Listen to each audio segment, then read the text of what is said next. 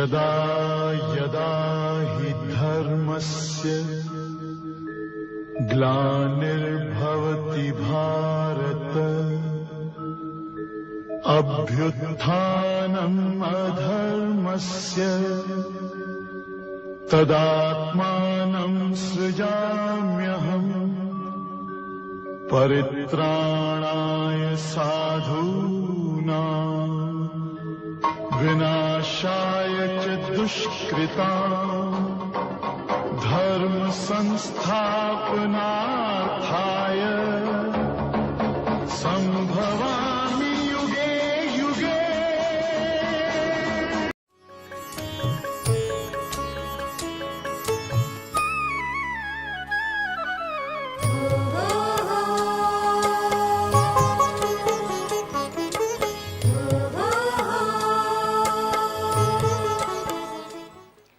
ओम शांति। श्रीमद् भगवद गीता के संपूर्ण अध्यायों में भगवान ने बहुत सुंदर बातें हम सब के लिए दिया, साथ ही साथ कई गुह्य रहस्य भी स्पष्ट किए। और इसीलिए अब ये महसूस होता है कि गीता का ज्ञान खाली एक अर्जुन के लिए नहीं था, परंतु हम सब के लिए है। ये हमारे जीवन के अंदर बहुत उपयोगी है। और उसमें आज जो 18वां अध्याय है, जिसका आरंभ हमने कल से कुछ बातें देख कर लिया, 17 और 18वें अध्याय के अंदर जैसे एक आईना मिल जाता है हमें अपने आप को देखने के लिए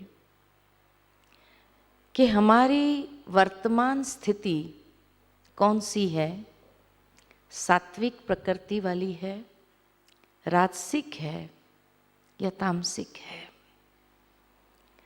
और अगर सात्विक नहीं है तो सात्विक प्रकृति की ओर हमें आगे बढ़ना है। क्यों?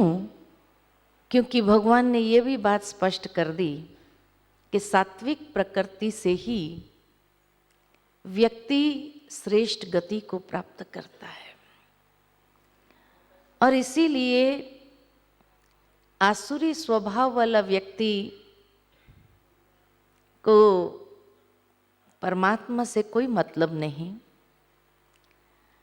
वो खुद के लिए ही जीता है और खुद के लिए ही मरता है और बड़ी अधोगति को प्राप्त करता है। नरक समान जीवन, पशुतुल्य जीवन अनुभव करता है। लेकिन जब श्रेष्ठ गति को प्राप्त करता है सात्विक प्रकृति के माध्यम से, तो वो स्वर्गीय सुख उन दैवी संस्कारों के माध्यम से जीवन में अनुभव कर सकता है। 17वें अध्याय के अंदर जो बातें हमने देखी कि दान के 3 प्रकार, तप के 3 प्रकार, यज्ञ के 3 प्रकार और आहार के 3 प्रकार। आज देखेंगे सुख के 3 प्रकार, धारणा के 3 प्रकार, बुद्धि के 3 प्रकार, कर्म के 3 प्रकार। और उसकी गहराई को देखते हुए कहाँ मुझे अपने आप में परिवर्तन लाना है। और उसके बाद भगवान कितने विनम्रता के साथ अर्जुन से कुछ निवेदन करते हैं, उसको भी हम महसूस करेंगे, अनुभव करेंगे। तो आज देखेंगे कि ज्ञान, ज्ञेय और ज्ञाता, ये कर्म प्रेरक है, कर्म करने की प्रेरणा देता है। करण, कर्म और कर्ता, ये कर्म संग्रह है। कर्म की प्रेरणा 3 प्रकार से हो सकती है। जो कहा ज्ञान, ज्ञेय और ज्ञाता, ये हमें कर्म के लिए प्रेरित करता है, कर्म करने के लिए। और वो प्रेरणा 3 रूप से मिलती है। पहली है कि ज्ञाता के मन में उत्पन्न हुई इच्छा।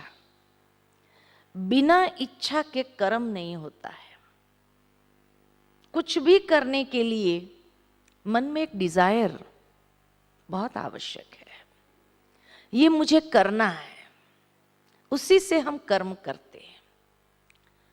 दूसरा, ज्ञेय वस्तु के प्रलोभन से। जहां कोई प्रलोभन होगा वहां मनुष्य कर्म करने के लिए रेडी हो जाएगा। बिना कुछ प्राप्ति के, प्रलोभन के।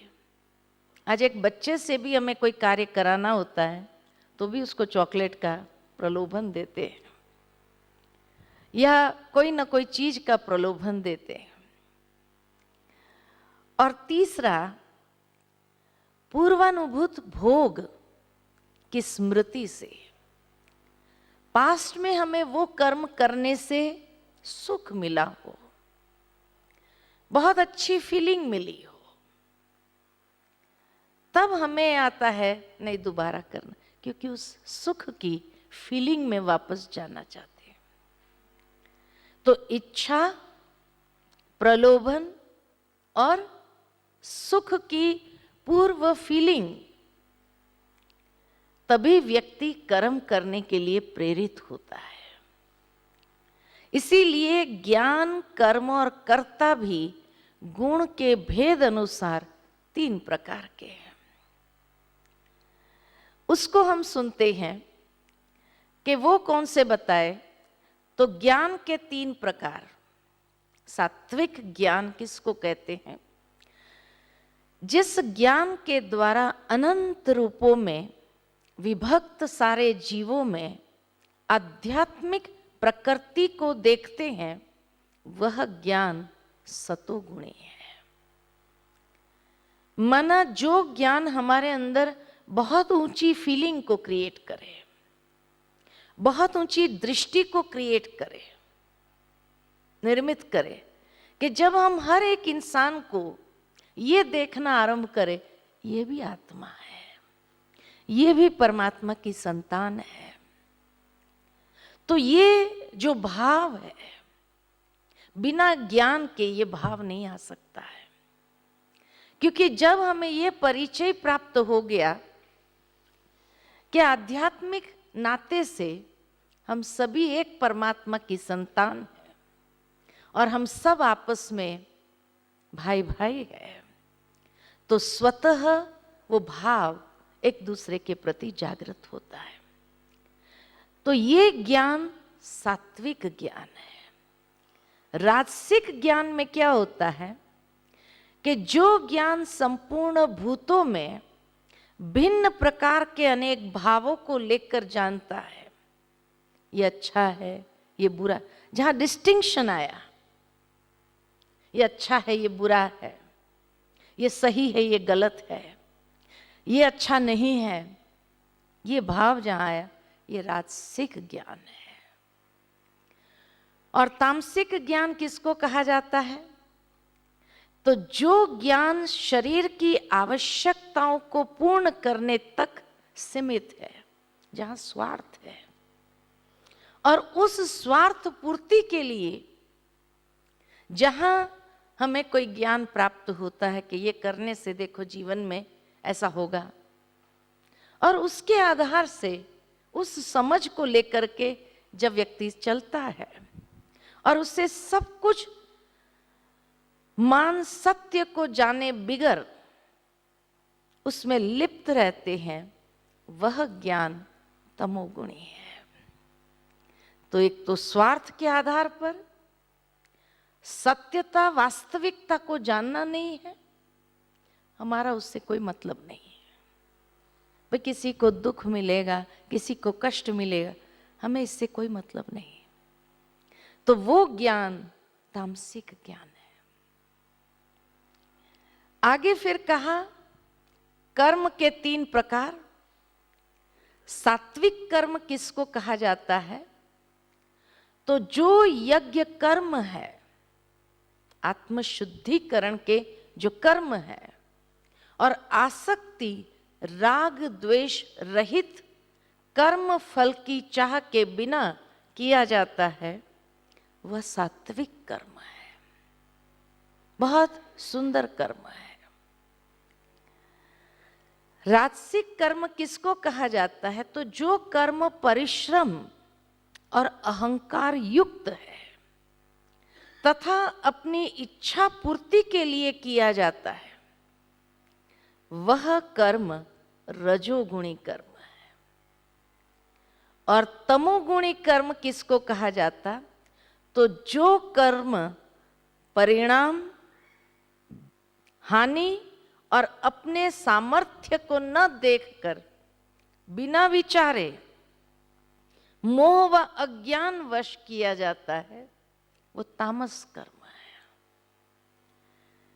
जैसे कई बार कहा जाता है सोच समझ के करो, लेकिन जो व्यक्ति बिना सोचे बिना समझे उस कर्म के लिए आगे बढ़ जाता है और उससे नुकसान ही जीवन में अनुभव होता है, वो इसीलिए हुआ क्योंकि बिना सोचे समझे अपने सामर्थ्यों को देखे बिना ही उसने करना आरंभ कर दिया। फिर उसका परिणाम क्या होगा? तो इसीलिए कहा कि जो कर्म बिना सोचे समझे किया जाता है, वह तमोगुणी कर्म है। कर्ता के भी 3 प्रकार है। जो हमारे अंदर करने का भाव आता है, तो ये कर्ता के भी 3 प्रकार है। जो व्यक्ति संग दोष से मुक्त, अहंकार रहित, दृढ़ संकल्पधारी और उत्साहपूर्वक, करने के समय उत्साह होता है, अपना कर्म करता है और सफलता असफलता में अविचलित रहता है, वह सात्विक करता है। कहने का भावार्थ, कभी भी हम देखते हैं कि किसी को भी कोई कर्म करने के लिए कहे, वो मूड ऑफ करके करने लगता है। तो क्या कहते हैं? अरे खुशी से करो ना, उमंग उत्साह से करो। जब व्यक्ति खुशी से करता है तो कर्म की क्वालिटी बहुत अच्छी हो जाती है। लेकिन जो व्यक्ति एक करना पड़ रहा है, मजबूरी से करता है, वो कर्म की क्वालिटी कैसी? जैसे तैसे पूरा करो, ये भाव। तो इसीलिए जो संग दोष से मुक्त, अहंकार रहित, दृढ़ संकल्पधारी और उत्साह से करते हैं, वह सात्विक कर्म, क्योंकि उसमें सफलता असफलता में समान रहता है वो।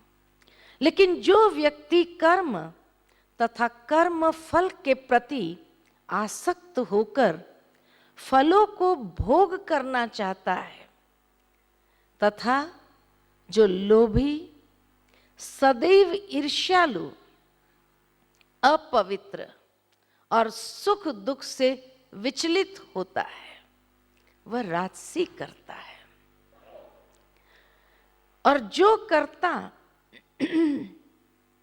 ज्ञान के विरुद्ध कार्य करता है, चंचल चित्त वाला, असभ्य, घमंडी, द्रुत, दूसरे के कार्यों में बाधा पहुंचाने वाला, सदैव खिन्न, आलसी और दीर्घसूत्री, माना बाद में कर लेंगे, देखेंगे, हो जाएगा, आप क्यों चिंता करते हो? कई बार बच्चे को कोई कार्य करने के लिए कहे माँ बाप, तो क्या हो जाएगा ना, डोंट वरी, हो जाएगा। तो ये भाव लेकर के जो, और समय बीत जाने के बाद अगर वो करता भी है, प्राप्ति नहीं है। जिस समय उसको करना चाहिए था तब नहीं किया, तो वह कर्ता तामसी करता है। तो एक खुशी से करना, एक लोभवश ईर्ष्यावश करना, और एक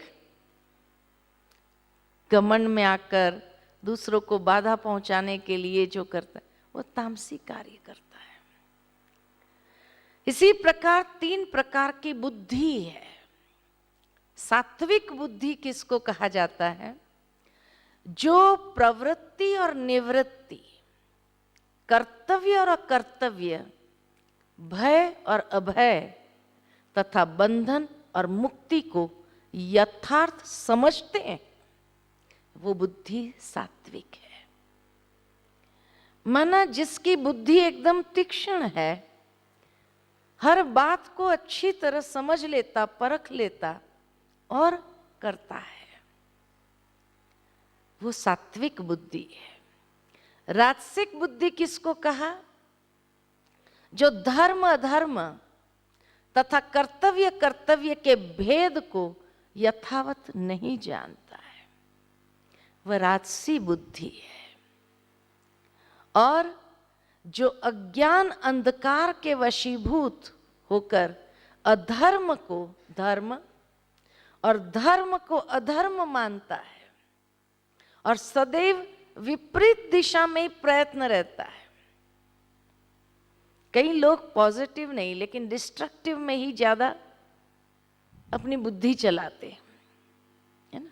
आज कई बार हम देखते हैं कि कई जो टेररिज्म में उसमें बिजी है, उनकी बुद्धि, कई साइंटिस्ट होते हैं, और इतनी बुद्धि होने के बावजूद भी वो बुद्धि कहाँ लगा रहे हैं, किस दिशा में लगा रहे हैं? विनाश के मार्ग पर लगाते हैं। माना वो बुद्धि क्रिएटिविटी के लिए नहीं है, नेगेटिव अप्रोच डिस्ट्रक्टिव है। तो डिस्ट्रक्टिव जो है वो तामसी बुद्धि है। कई बार आप देखेंगे, और वो लक्षण हमें शुरू से दिखाई देते हैं बच्चे के अंदर। उसको कोई खिलौना भी देखो देंगे ना, तो खिलौना भी तोड़ करके खेलना नहीं चाहेगा, उसका आनंद लेना नहीं चाहेगा। डिस्ट्रक्टिव, किसी और का भी डिस्ट्रॉय करना, खुद का भी डिस्ट्रॉय करना, और डिस्ट्रॉय करके ही उसको ज्यादा आनंद मिलता है। तो ये पता चलता है कि कितनी बुद्धि उसकी तामसी है। उसी के साथ 3 प्रकार की धारणाएं जीवन के अंदर, जो योग अभ्यास द्वारा अव्यभिचारिणी धारणा से अपने मन, प्राण और इंद्रियों के कार्यकलापों को वश में रखता है, वह सात्विक धारणा है। संयम, बार बार इसीलिए अंत तक भगवान अर्जुन को संयम के लिए प्रेरित कर रहा है। और जिस धृति से मनुष्य धर्म, अर्थ तथा काम के फलों में लिप्त बना रहता है, वो राजसी धारणा है। और दुर्बुद्धि पुरुष जिस धारणा के द्वारा स्वप्न, भय, शोक, विषाद और मद को नहीं त्यागता है, वह धारणा तामसी है। कितना एक एक बात की स्पष्टता प्राप्त होती है कि हमें अपने जीवन को किस दिशा में ले जाना है। दिशा मिल रही है, और उस दिशा को जो समझ करके अपना लेता है, वही भगवान का अति प्रिय हो जाता है। हे अर्जुन, अब 3 प्रकार के सुख का वर्णन सुनो। सुख भी 3 प्रकार के, जिसमें रमण करने से मनुष्य प्रसन्न रहता है और जिससे दुख का अंत होता है। तो जो सुख आरंभ में विष के समान, माना जिसकी अभ्यास में कठिनाई है, अनुभव होता है, परंतु परिणाम में अमृत के समान है, वह आत्म स्वरूप में समाहित बुद्धि प्रसन्नता, निर्मलता, स्थिरता का सुख अनुभव करती, और वह सुख सतोगुणी है। जैसे कि किसी को कहा जाए कि सुबह 3:30 बजे उठो, उठना उस वक्त बड़ा कष्ट महसूस होता है। आरंभ में ऐसे लगता है ये नींद का सुख त्यागना पड़ेगा, लेकिन जब उस मेडिटेशन में बैठते हैं और उसमें जो अमृत की प्राप्ति है, उस प्राप्ति से प्रसन्नता, निर्मलता ये अपनी लाइफ में आने लगता है। वह अमृत पान करते हैं। तो आरंभ में थोड़ा कष्ट महसूस होता है, लेकिन जो उसका सुख मिलता है, इसीलिए कई बार माँ बाप भी बच्चों को कहते हैं बेटा पढ़ो पढ़ो, उसको कष्ट महसूस, भाई मुझे खेलना त्याग करना पड़ेगा, लेकिन क्या कहते माँ बाप, अरे अब पढ़ेगा ना तो बाद में पश्चाताप नहीं करना पड़ेगा। और जो उस बात को समझ लेता है और उस खेलने को, उस चीज को त्याग करता है, वो सदा के लिए फिर आगे अपने भविष्य को संवार लेता है। लेकिन जो सुख विषयों और इंद्रियों के संयोग से उत्पन्न होता है, वह प्रथम तो अमृत समान अनुभव होता है, परंतु परिणाम में विष तुल्य, बाद में रोना पड़ता है। वह सुख राजसी है। और जो आत्म उन्नति के प्रति अंधा, प्रारंभ से लेकर अंत तक मोहग्रस्त है, और जो आलस्य, निद्रा और प्रमाद से उत्पन्न सुख है, वह सुख तामसी है। कितना एक एक बात को सुंदरता से भगवान स्पष्ट करते हैं। फिर कहा, पृथ्वी पर ब्राह्मण, क्षत्रिय, वैश्य और शूद्रों में प्रकृति के गुणों के अनुसार उनके स्वभाव द्वारा उत्पन्न गुणों के द्वारा भेद किया जाता है। भगवान ने कोई ये भेद नहीं बनाए हैं कि भाई ये ब्राह्मण होगा, इसको ब्राह्मण उसमें जन्म दो, इसको क्षत्रिय बना दो, इसको वैश्य बना, ये भेद भगवान ने नहीं किए। लेकिन जिस प्रकृति को व्यक्ति एडॉप्ट करता है, कई लोग ब्राह्मण कुल में जन्मे हैं, लेकिन उसकी प्रकृति तामसी है, तो वो अगला जन्म अपने आप उस भेद में चला जाता। वो शूद्र कुल में, उसका अगर दूसरों को दुख देना, ये सारे 3 प्रकार के बातें भगवान ने क्यों बताई, ताकि आगे के लिए हम अपने कर्मों ऐसा बनाए जो हमें शूद्र घराने में न जाना पड़े। कई लोगों के संस्कार युद्ध के ही होते हैं, जिसके साथ भी रास्ते में किसी बात को लेकर के झगड़ा करना शुरू कर दिया, जहां हर बात में माना मतभेद में आकर उसको झगड़ा ही करना है, यह क्षत्रिय घराना है।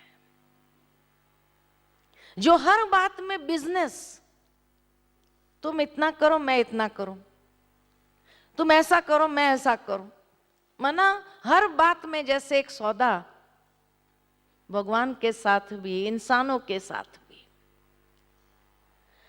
तो जहां ये सौदेबाजी होती है हर कर्म में,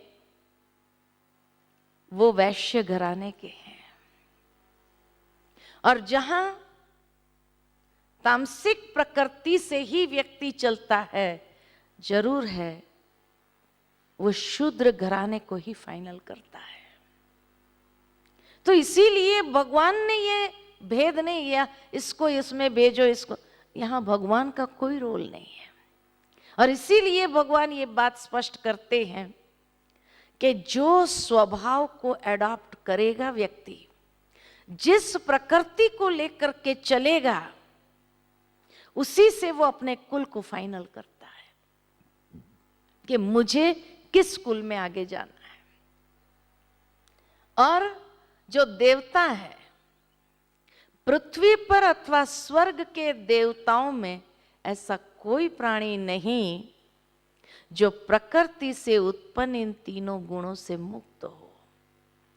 तो इसीलिए देवताओं की प्रकृति इतनी सात्विक होती है, तब वो देवता घराने में जाते हैं, क्योंकि दैवी संस्कारों से चलते हैं। कितना गुह्य रहस्य है ये। और इसीलिए ये जो भेद सुनाया 17 और 18वें अध्याय में, 3 प्रकार के सुख, 3 प्रकार की बुद्धि, 3 प्रकार के धारणा, 3 प्रकार के कर्म, 3 प्रकार के, ये सारे जो 3 प्रकार के बताए, ताकि हम अपना एनालिसिस कर सके। और अगर कहीं ना कहीं कुछ गलती हो रही है, कहीं ना कहीं तामसिक प्रकृति की ओर आगे बढ़ रहे, तो वहां से हम सावधान हो जाए, क्योंकि नेचुरल है, कोई भी अपने आगे के जन्म को गिरावट की ओर नहीं ले जाना चाहेगा, लेकिन उन्नति की ओर ही ले जाना चाहते हैं। तो इसीलिए उस प्रकृति को, उस स्वभाव को हम सहजता से अपने अंदर समझदारी से जब धारण कर लेते हैं, तो हर कुछ सहज हो जाता है। अगर समझदारी से धारण नहीं किया, उस ज्ञान को अप्लाई नहीं किया समझने के बाद भी, तो वो हमें नेचुरल है अधोगति की ओर ही ले जाएंगी। तो इसीलिए आज दुनिया के अंदर ये जो भेद है, मनुष्य के अपने कर्मों के हिसाब से वो भेद पड़ गए हैं, या उस क्लास में वो चला गया है। तो इसीलिए हमें सावधान। फिर आगे अपने स्वभाव और एवं विकास की स्थिति को पहचान कर, भगवान ने क्यों ये बात कही, तो अपने स्वभाव एवं विकास की स्थिति को पहचान कर प्रत्येक व्यक्ति ने अपने स्वाभाविक कर्म का निष्ठापूर्वक पालन करना चाहिए, परंतु उसमें ईश्वर अर्पण भावना से कार्य करने में अहंकार सर्वथा लुप्त हो जाता है। जितना हमारे मन के अंदर ये भाव आता है, ये ईश्वर अर्पण, ईश्वर अर्पणम। कुछ अच्छा कर्म भी किया और किसी ने तारीफ कर लिया, मन ही मन तुरंत उस बात को ईश्वर को अर्पण करो। ये जितनी निर्माणता हमारे अंदर होगी कि भगवान के आशीर्वाद के बिना तो ये होना ही नहीं था। ये उसकी कृपा है जिस कारण ये कर पाए, ऐसा हो सका। तो जितना ईश्वर अर्पण हो जाते हैं, तो अहंकार लुप्त हो जाता है, क्योंकि अहंकार ही वहां से वो स्लिपरी रोड आरंभ होता है। अहंकार के अभाव से पूर्वार्जित वासनाओं का क्षय होता है। अहंकार ही जड़ है सभी बुराइयों की, और नवीन बंधन कारक वासनाएं उत्पन्न नहीं होती है। उसके अतिरिक्त चित्त की शुद्धि की प्राप्ति होती है। जिसका अंतकरण शुद्ध होता है, वह परमात्मा के दिव्य स्वरूप का अनुभव प्राप्त कर सकता है। यही वास्तविक सिद्धि है। सिद्धि उसी का नाम है। अहंकार समाप्त और जीवन के अंदर निर्माणता, और उसकी विधि भगवान बताते हैं कि जब इस विधि को ईश्वर अर्पणम। मुझे बहुत अच्छी एक बात याद आती है कि जब लता मंगेशकर जी का 75th बर्थडे थी, उस वक्त बॉम्बे में थी, और उस वक्त उन्होंने एक बहुत अच्छा सेलिब्रेशन 75 ग्लोरियस ईयर्स ये सेलिब्रेशन के रूप में मनाया था। और उस समय ब्रह्मा कुमारीज को भी उन्होंने पासेस दिए थे कि बहुत अच्छी एक लता जी के जीवन के विषय में और उनके जो फेमस गाने हैं उसको लेकर के आप देखेंगे, बहुत अच्छे वो समय होगा, उसका अनुभव सुनने को मिलेगा। तो उस समय जब हम गए थे उस सेलिब्रेशन में, लता जी ने अपना अनुभव सुनाया कि जब मैं पहली बार गाने के लिए एक स्टूडियो में गई और मैंने गाना गाया, तो उस समय एक जो पुरानी गायिका थी, कोई पाकिस्तानी गायिका थी, हाँ मना मैं नाम भूल रही हूँ इस समय, लेकिन वो गायिका थी। तो जैसे ही उसने पहला गाना गाया लता जी ने, तो उस गायिका ने सुना और सुन करके उसने कहा कि बेटी बहुत सुंदर आवाज, नहीं बहुत अच्छा गाना गाया, बहुत अच्छा गाना गाया। तो लता जी के मुख से निकल गया कि नहीं नहीं मैं कहाँ, आपके सामने मैं कहाँ। तो जैसे ही उसने ये कहा तो वो गायिका ने कहा कि देखो जब भी कोई तेरे गाने की तारीफ करे, नहीं नहीं नहीं कहना चाहिए, क्योंकि नहीं नहीं माना हम अपने लिए एक नेगेटिव वाइब्रेशन क्रिएट करते हैं और फिर हमारा ऊपर की ओर चढ़ने का रास्ता बंद हो जाता है। इसलिए जब भी कोई आपकी तारीफ करे तो उस समय आप यही कहो कि अल्लाह की मेहरबानी है। ये बात जब सुनी तो इतना अच्छा लगा कि जब कोई तारीफ करे तो उसको अर्पित कर दो, नहीं नहीं नहीं कहो।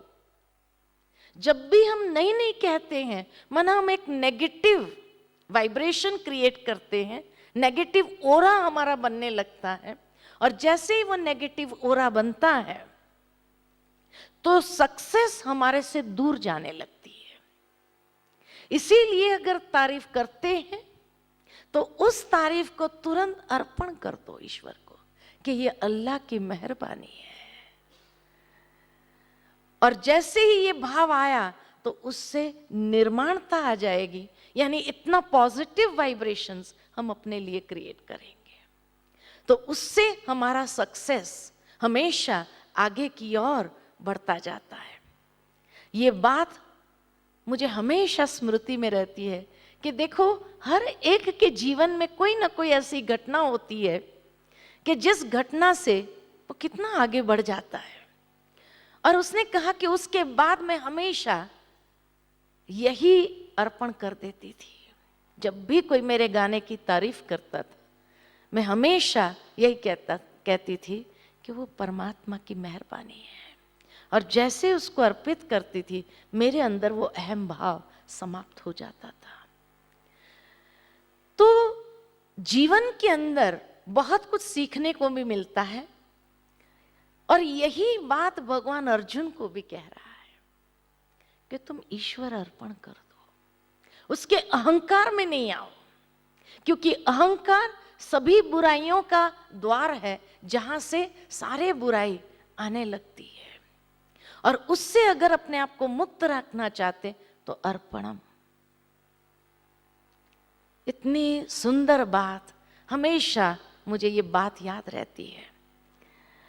फिर भगवान से अर्जुन पूछते हैं सर्वोच्च सिद्ध अवस्था अर्थात ज्ञान की पराकाष्ठा प्राप्त करने के लक्षण क्या है। तो भगवान कहते हैं अपनी बुद्धि से शुद्ध होकर, बुद्धि को शुद्ध करना है तथा धैर्य पूर्वक मन को वश करते हुए इंद्रिय तृप्ति के विषयों का त्याग कर। त्याग किसका करना है? इंद्रिय विषयक, इंद्रिय तृप्ति के विषयों को त्याग करना है। मन की बुद्धि की शुद्धि, धैर्य वाला मन और जहां इंद्रिय तृप्ति के विषय उसको त्याग कर राग द्वेष से मुक्त होकर जो व्यक्ति एकांत स्थान में वास करता है, एकांत माना एक के अंत में खो जाना, एक परमात्मा के अंत में अपनी बुद्धि को जाने दो। जो अल्प आहारी है, जो अपने शरीर मन वाणी को वश में रखता है, जो सदैव समाधि में रहता है तथा पूर्णतः विरक्त, मिथ्या अहंकार, मिथ्या शक्ति, मिथ्या गर्व, काम क्रोध तथा भौतिक वस्तुओं के संग्रह से मुक्त है, जो मिथ्या स्वामित्व की भावना से रहित तथा शांत है, वह निश्चय ही आत्म साक्षात्कार के पद को प्राप्त होता है। सहजता से उस स्थिति को प्राप्त कर लेता जहां वह आत्म साक्षात्कार कर सकता है। और आत्म साक्षात्कार करने से ही इस प्रकार जो दिव्य पद पर स्थित है, अंदर से कोई फिजिकल पद पोजीशन की बात नहीं, जो भीतर से उस पद पर स्थित है वह सर्वोच्च सिद्ध अवस्था है। वो सर्वोच्च सिद्ध अवस्था को अनुभव कर प्रसन्न हो जाता है। वह न शोक करता है, न किसी की कामना करता है, वह प्रत्येक जीव के प्रति समभाव रखता है। क्योंकि अर्जुन मोहग्रस्त था, अपने पुत्र मोह में आ गया था। इसीलिए जब ये सवाल पूछा कि सबसे सिद्ध अवस्था या ज्ञान की पराकाष्ठा वाली स्थिति कौन सी है, तब भगवान ने उसको ये बात कही कि इस दिव्य पद पर स्थित होकर के सर्वोच्च सिद्ध अवस्था को अनुभव कर वो प्रसन्न हो जाता, वह न शोक करता, न किसी की कामना करता है मुझे ये चाहिए वो चाहिए। वह प्रत्येक जीव के प्रति कि हर आत्मा मेरे अपने ही है, ऐसी संभावना उत्पन्न करता है। कितनी ऊंची अवस्था बताई। फिर पूछते हैं वो दूसरा सवाल कि ज्ञान की पराकाष्ठा क्या है, किसको कहे?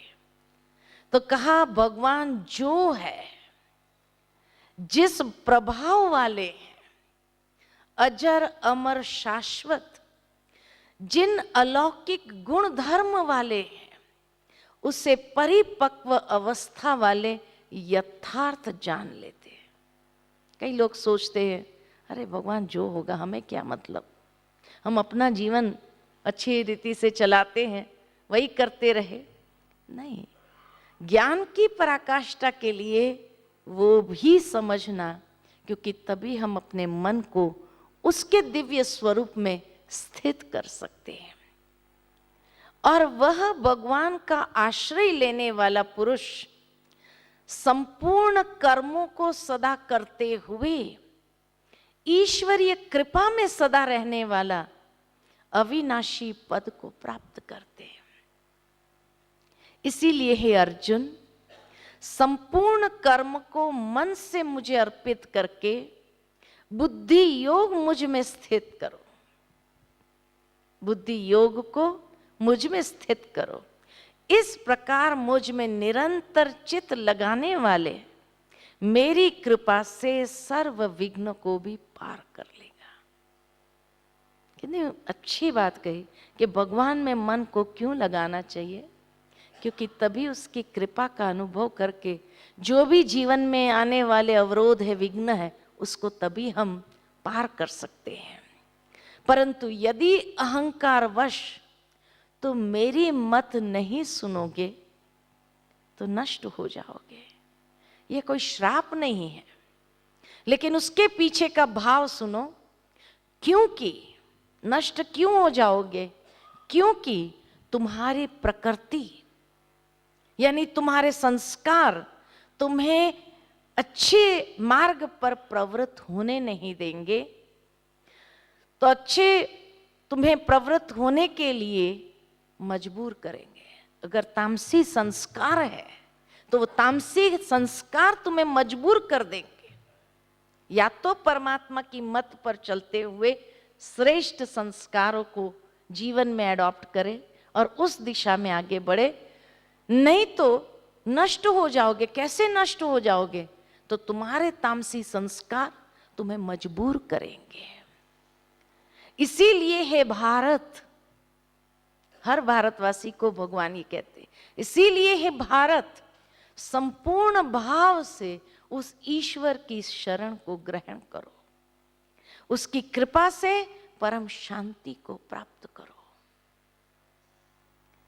क्योंकि वही हमें उन्नति की ओर ले जाएगा, उन्नति का अनुभव कराएगा। नहीं तो हमारे अपने ही संस्कार अधोगति की ओर जो ले जाते हैं वो हमारा विनाश करता है। तो इसीलिए ये स्पष्ट बात भगवान ने कह दी। ये कोई श्राप नहीं था, लेकिन समझ थी, यथार्थ समझ दी कि कैसे मनुष्य के अपने संस्कार उसको मजबूर करेंगे। और फिर उसके बाद भगवान की निर्माणता देखो, अथॉरिटी है, सुप्रीम अथॉरिटी, ऑर्डर कर सकते हैं। जज अपनी कुर्सी पर है तो ऑर्डर कर सकता है। परमात्मा भी ऑर्डर कर सकते हैं कि इस प्रकार गुह्य गोपनीय ज्ञान मैंने तेरे लिए कहा, क्योंकि तू मेरा अति प्रिय है, इसीलिए मैं तुम्हें हित की बात कहूंगा, हित की बात कहूंगा। इस पर पूर्ण विचार करना, और पूर्ण विचार करने के पश्चात तेरी जैसी इच्छा हो वैसे करो। भगवान ऑर्डर नहीं करता है कि नहीं तुम्हें मेरे हिसाब से, मेरा इतना टाइम वेस्ट किया, मैंने इतनी बातें सुनाई, तुमको मेरे हिसाब से ही चलना चाहिए। नहीं, ऑर्डर फिर भी नहीं कर। कितना डिटैच्ड ईश्वर हो जाता है कि मैंने तेरे हित के लिए बात कही, क्योंकि तू मुझे प्रिय है, लेकिन फिर भी उस पर विचार करना और तेरी इच्छा फिर तू जैसा करना चाहे। ये डिटैचमेंट अगर हमारे जीवन में जिस दिन आ जाए, लेकिन आजकल मनुष्य अपने बच्चों के ऊपर भी इतने पोजेसिव हो जाते हैं और सोचते हैं नहीं मैंने जैसे कहा वैसे ही करना चाहिए, इसलिए दुख भोगता है। लेकिन भगवान दुख क्यों नहीं भोगता है? हम सब उसके बच्चे हैं, हमें ऑर्डर कर सकता है तुम्हें ऐसा ही करना चाहिए, इतना मैंने तेरे को समझाया, उसके बाद भी तू नहीं करता है। लेकिन फिर भी सारा कुछ समझाने के बाद डिटैचमेंट, विचार करना और तेरी जैसी इच्छा है वैसे करना।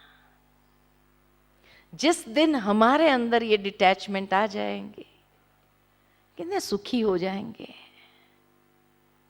कितना अलौकिक आनंद प्राप्त होगा।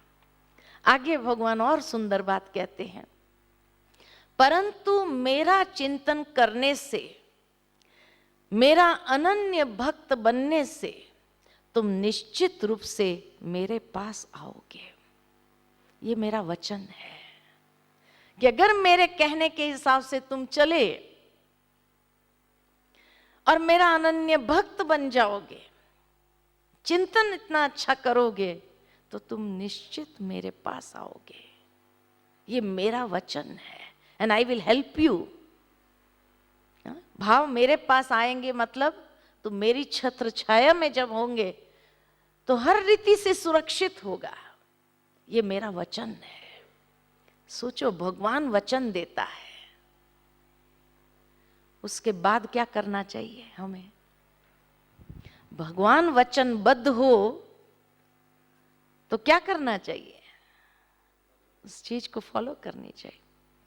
फिर भगवान कहते हैं, इसलिए हे अर्जुन, सर्वधर्म परित्यज, सर्व धर्मों का परित्याग करते मेरी शरण में आ जाओ, मैं तुम्हें सर्व पापों से मुक्त कर दूंगा।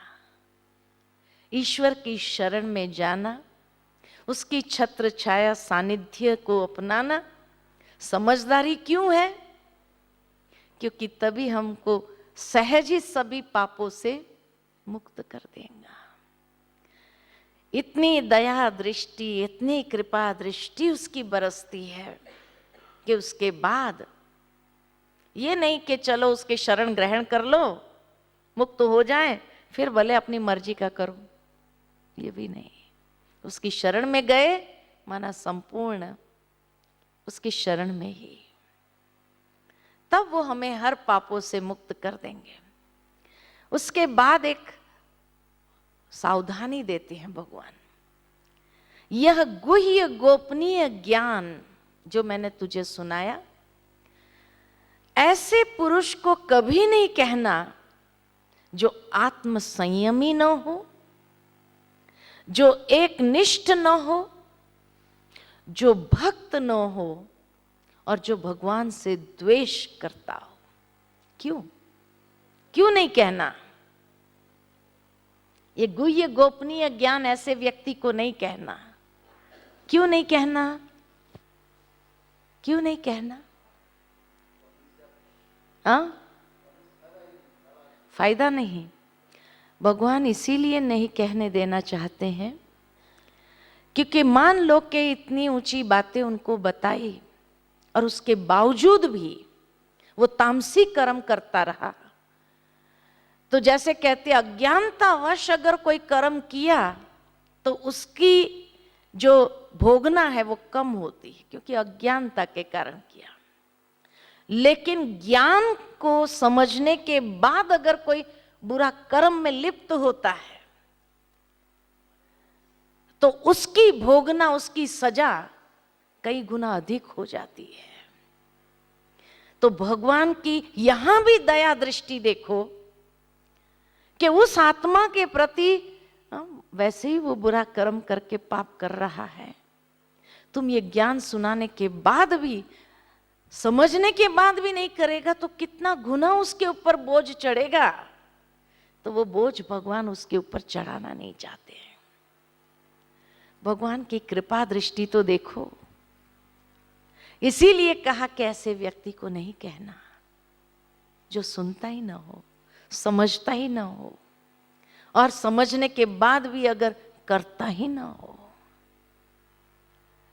फिर किसको कहना चाहिए? परंतु जो पुरुष मुझसे प्रेम करके इस गुह्य ज्ञान का उपदेश मेरे भक्तों को बताता है, वह शुद्ध स्थिति को प्राप्त कर मेरे पास आएगा। इस संसार में इससे बढ़कर कोई अन्य सेवक न तो मुझे अधिक प्रिय है और न कभी होगा।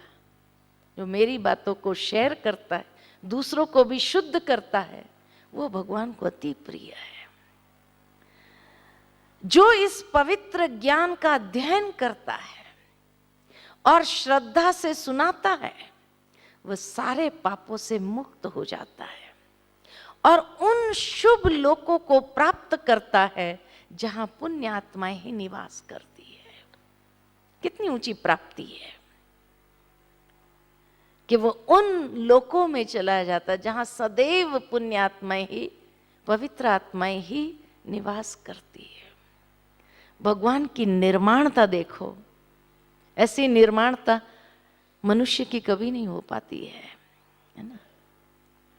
अब अंत में सारी बातें सुनने के बाद संजय धृतराष्ट्र से क्या कहता है?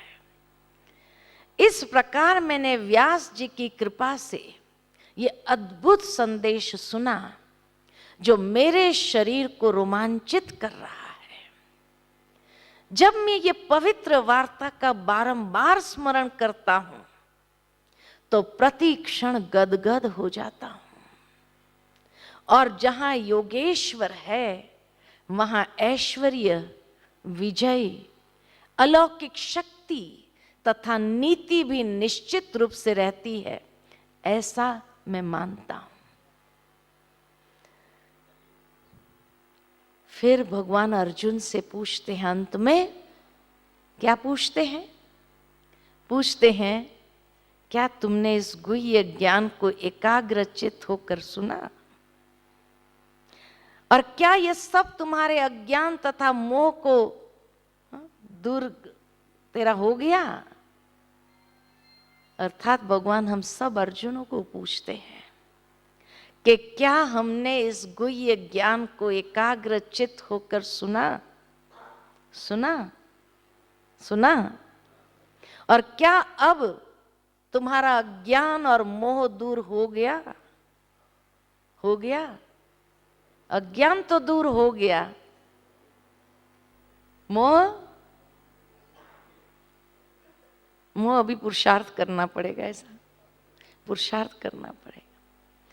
लेकिन अब अर्जुन एकदम घुटना टेक करके कहते हैं, हे प्रभु, अब मेरा मोह भी दूर हो गया। आपके अनुग्रह से मुझे स्मृति आ गई है। अब मैं संशय रहित तथा दृढ़ हूं और आपके वचन यानी आपकी आज्ञा का ही पालन करूंगा। क्या हम ये प्रॉमिस आज ईश्वर से कर सकते हैं कि अभी हम भी आपकी आज्ञा का पालन करेंगे? कर सकते हैं?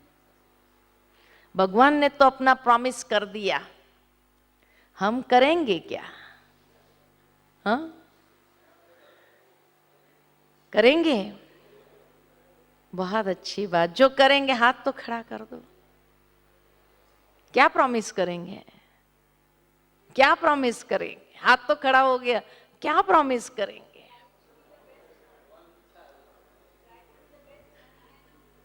Try to be the best one. सात्विक प्रकृति वाले ही बनना है,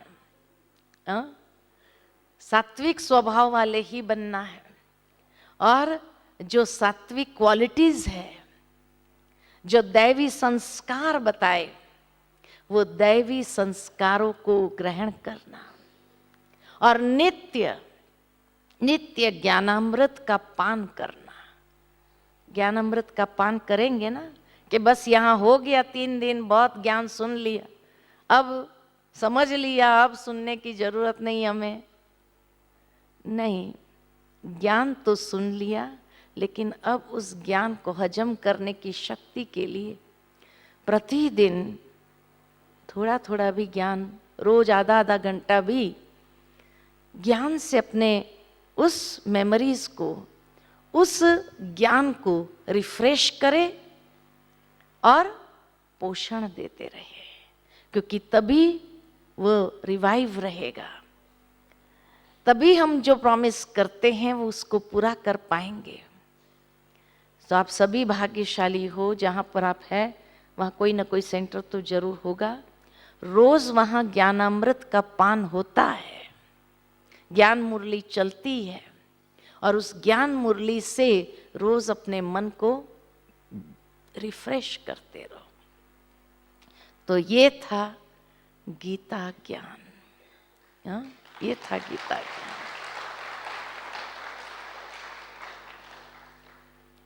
अच्छी तरह से आप सबने हर बात को सुना, समझा, और अब जाने के बाद यहाँ से फिर उस परमात्मा की श्रेष्ठ मत पर चलते रहेंगे। यही हमारी भी शुभ आशा, शुभ भावना और शुभ कामना है। और आप नित्य अपने आध्यात्मिक पथ पर उन्नति करो, यही हमारी दिल की दुआएं हैं, दिल की शुभ भावना, शुभ कामना है।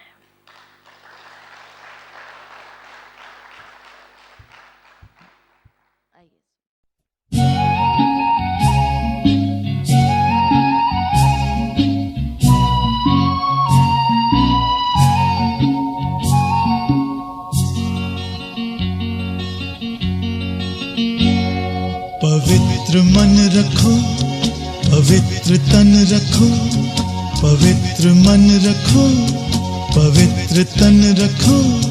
पवित्रता मनुष्यता की शान है। जो मन वचन कर्म से पवित्र है, वो चरित्रवान ही यहाँ महान है। पवित्र मन रखो, पवित्र तन रखो, पवित्रता मनुष्यता की शान है।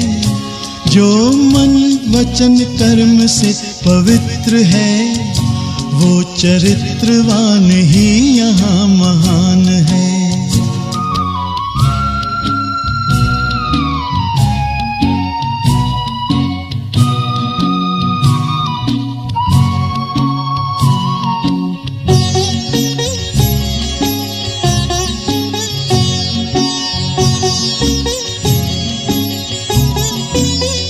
बड़ा ही मूल्यवान है तुम्हारा ये जन्म, तुम्हारा ये जन्म। बड़ा ही मूल्यवान है तुम्हारा ये जन्म, तुम्हारा ये जन्म। जगत की कर्म भूमि में करो भले कर्म, करो भले कर्म। अच्छे रखो विचार, उत्तम करो व्यवहार। अच्छे रखो विचार, उत्तम करो व्यवहार। आदर्श व्यक्ति की ये पहचान है। जो मन वचन कर्म से पवित्र है, वो चरित्रवान ही यहाँ महान है। पवित्र मन रखो, पवित्र तन रखो। पवित्रता मनुष्यता की शान है। जो मन वचन कर्म से पवित्र है, वो चरित्रवान ही यहाँ महान है।